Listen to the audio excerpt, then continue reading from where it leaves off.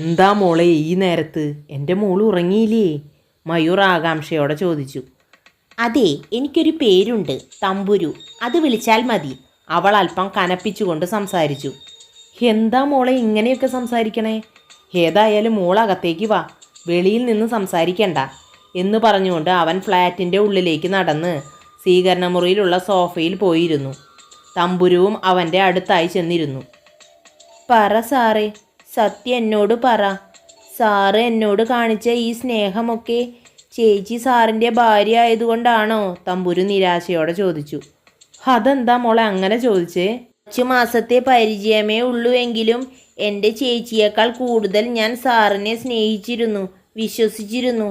പറ സാറേ, പരസ്പരം വഴക്കിട്ടും ദേഷ്യം പിടിച്ചും എൻ്റെ മുന്നിൽ നിങ്ങൾ അഭിനയിക്കുകയായിരുന്നോ? പൈങ്കിളി കഥയിലെ വെറും Tom and Jerry love story പോലെ. മോളെ എനിക്ക് അത് അവന് വാക്കുകൾ കിട്ടാതെ പതറി. എന്താ സാറേ, നിങ്ങൾ രണ്ടുപേരും കൂടി എന്നെ പറ്റിക്കുകയായിരുന്നോ?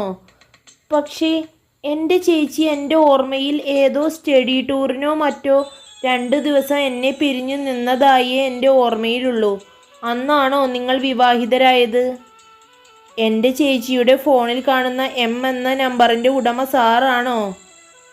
ഞാൻ എന്താ മോളെ നിന്നോട് പറയേണ്ടത്? നിൻ്റെ ഈ ചോദ്യങ്ങൾക്കുള്ള ഉത്തരമെല്ലാം നിൻ്റെ ചേച്ചി തന്നെ നിനക്ക് തരും. പക്ഷേ ഒരു കാര്യം മാത്രം ഞാൻ പറയാം. മോൾ അന്വേഷിക്കുന്ന എം ഞാനല്ല. അവനോട് പിന്നെ ഒന്നും സംസാരിക്കാതെ അവൾ അവിടെ നിന്നും ഇറങ്ങി പുറത്തേക്ക് പോയി. തൻ്റെ ഫ്ലാറ്റിൻ്റെ ഡോറിനടുത്തെത്തിയതും അവിടെ ജാനി അവളെയും നോക്കി വെയിറ്റ് ചെയ്യുന്നുണ്ടായിരുന്നു. നീ എവിടെ പോയിടി ഈ പാതിരാത്രി? ജാനി അല്പം ദേഷ്യത്തോടെ ചോദിച്ചു. ഞാൻ എവിടെ പോയാലും ചേച്ചിക്ക് എന്താ? എന്നോട് പറഞ്ഞിട്ടാണോ ചേച്ചി ഓരോ കാര്യങ്ങൾ ചെയ്യുന്നത്? എന്ന് പറഞ്ഞുകൊണ്ട് തമ്പുരു അകത്തേക്ക് കയറിപ്പോയി. അനുജത്തിയുടെ ഈ വാക്കുകൾ അവളെ വല്ലാതെ തളർത്തി കളഞ്ഞിരുന്നു. മനസ്സും ശരീരവും തളർന്ന ജാനി മയൂരിൻ്റെ ഫ്ലാറ്റിലേക്ക് നോക്കി. വാതിലിൻ്റെ പുറകിൽ നിന്നിരുന്ന മയൂർ തമ്പുരു അകത്തേക്ക് പോയപ്പോൾ ഡോറ് തുറന്ന് ഡോറിൽ ചാരി നിന്നുകൊണ്ട് ജാനിയെ നിസ്സഹായനായി നോക്കി നിന്നു. സമാധാനമായില്ലേ നിങ്ങൾക്ക്? നിങ്ങൾ ജയിച്ചു. എല്ലാവരും കൂടി എന്നെ തോൽപ്പിച്ച് കളഞ്ഞു. ഈ ജാനി തോറ്റുപോയിരിക്കുന്നു. ഡോറിൽ ചാരി നിൽക്കുന്ന മയൂരിനെ നോക്കി അവൾ പറഞ്ഞു. സന്തോഷിക്കി നിങ്ങൾ. മനസ്സ് നിറഞ്ഞ് സന്തോഷിക്കി. എൻ്റെ മോളുടെ മുമ്പിൽ ഞാനിപ്പോൾ ഒരു കള്ളിയായി. വീട്ടുകാരെ അറിയിക്കാതെ കല്യാണം കഴിച്ച പെരും കള്ളി. എൻ്റെ മോൾ ഒരിക്കലും അറിയരുത് എന്ന് ഞാൻ കരുതി സൂക്ഷിച്ച സത്യങ്ങളൊക്കെ ഇനി നാളെ അവൾ അറിയാൻ പോവുക. നിറഞ്ഞ കണ്ണുകളോടെ അവനെ നോക്കി പറഞ്ഞ ശേഷം ജാനി ഡോറ് കൊട്ടിയടച്ചു. ഞാൻ എന്താ ജാനി നിന്നോട് പറയാ? ഞാൻ എന്തു പറഞ്ഞാലും നീ വിശ്വസിക്കില്ല. മനസ്സിലെ വേദനകൾ മുഴുവൻ അടക്കി പിടിച്ചുകൊണ്ട് അവൻ ഓർത്തു. പിറ്റേ ദിവസം രാവിലെ ഉണർന്ന് മെറിനും ജാനിയും അടുക്കളയിൽ ബ്രേക്ക്ഫാസ്റ്റിനും ലഞ്ചിനുമുള്ള ജോലികൾ ചെയ്തു. എന്നാലും അവർ പരസ്പരം സംസാരിച്ചിരുന്നില്ല. 10 മണിയായപ്പോഴേക്കും അവരുടെ എല്ലാ ജോലികളും കഴിഞ്ഞിരുന്നു. തമ്പുരുവും എണീറ്റിരുന്നു. പിന്നെയും ജാനിയുടെ ഫോൺ ബെല്ലടിച്ചു. M calling. അവൾ ഫോൺ എടുത്തു. വന്നോ? എന്നാൽ അവിടെ നിൽക്ക്, ഞാൻ പറഞ്ഞിട്ട് ഇങ്ങോട്ട് വന്നാൽ മതി എന്ന് പറഞ്ഞ് ഫോൺ കട്ട് ചെയ്തു. മെറിനെയും തമ്പുരുവിനെയും ജാനി അടുത്ത് വിളിച്ചിരുത്തി. നിങ്ങളുടെ സംശയങ്ങൾക്കുള്ള ഓരോ ഉത്തരവും ഞാൻ പറയാം. അവരുടെ ആദ്യത്തെ സംശയമല്ലേ എം ആരാണെന്ന്? നിങ്ങൾ കരുതുന്നത് പോലെ അതെൻ്റെ കാമുകനോ ജാരനോ ഒന്നുമല്ല, എൻ്റെ കൂടപ്പിറപ്പാണ്. ജാനിയുടെ വാക്കുകൾ കേട്ടതും മെറിനും തമ്പുരുവും അമ്പരപ്പോടെ പരസ്പരം നോക്കി. കൂടപ്പിറപ്പോ? മെറിനും ജാനിയും ഒരേ സ്വരത്തിൽ ചോദിച്ചു. അതെ, കൂടപ്പിറപ്പ് തന്നെ. പക്ഷേ ജന്മം കൊണ്ടല്ല എന്ന് മാത്രം. സ്നേഹത്തിൻ്റെ ഗർഭപാത്രത്തിൽ അവൾ എൻ്റെ കൂടപ്പിറപ്പാണ്. ഈ ലോകത്ത് എന്നെ അറിയാവുന്നതും എനിക്കറിയാവുന്നതുമായ ഒരേ ഒരു വ്യക്തി എന്ന് പറഞ്ഞുകൊണ്ട് ജാനി ഒരു വാട്സപ്പ് മെസ്സേജ് അയച്ചതും ഫ്ലാറ്റിൻ്റെ ഡോറ് തുറന്നുകൊണ്ട് സുന്ദരിയായ ഒരു യുവതിയും ഒരു സിസ്റ്ററും കയറി വന്നു. യുവതിയെയും സിസ്റ്ററിനെയും കണ്ട് മെറിനും ജാനിയും അമ്പരപ്പ് വിട്ടുമാറാതെ നോക്കി നിന്നു.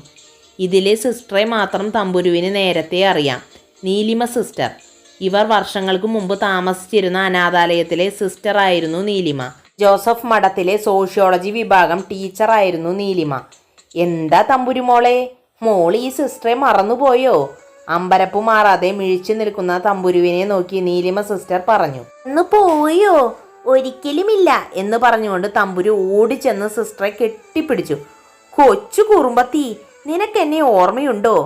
LKG പഠിക്കുമ്പോൾ ഒറ്റയ്ക്ക് ഒരു കുട വേണമെന്ന് പറഞ്ഞിട്ട് എൻ്റെ കൂടെ തട്ടിപ്പറച്ചോടുകയും ഞാൻ ആ മഴ മുഴുവൻ നനഞ്ഞ് പിറ്റേ ദിവസം പനി പിടിച്ചു കിടന്നതുമെല്ലാം നിനക്ക് ഓർമ്മയുണ്ടോ എൻ്റെ കൊച്ചേ? തമ്പുരുവിനെ ചേർത്ത് പിടിച്ചുകൊണ്ട് സിസ്റ്റർ പറഞ്ഞു. അപ്പോഴും തമ്പുരുവിൻ്റെ കണ്ണുകൾ സിസ്റ്ററുടെ കൂടെ വന്ന യുവതിയുടെ മേലായിരുന്നു.